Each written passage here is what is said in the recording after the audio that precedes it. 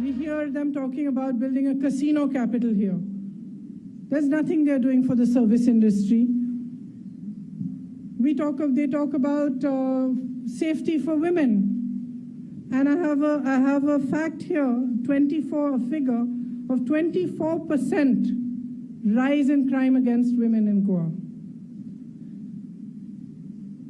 There is apparently a minister who in one of these cases blamed the girl for the violence that happened against her. And this is typical of a mindset that is unaccepting of actually what the truth is, and unaccepting of the fact that women are equals. You know that I've been working very hard to bring women into the political process. And in Uttar Pradesh, we've said that 40% of the women will fight the elections. The reason I'm doing this, you're nodding, come to Uttar Pradesh. I'll have come here and work after that here, work hard on convincing these men here.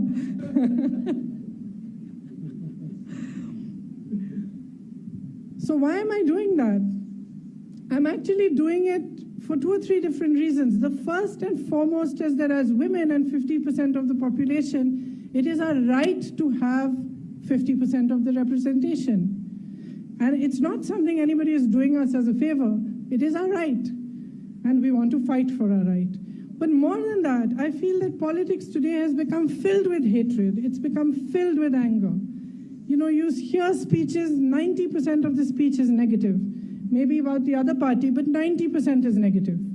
And there is no positivity in it. I firmly believe that us women, being the practical people that we are and having to always handle so much, actually can bring that positivity, that compassion into politics as well.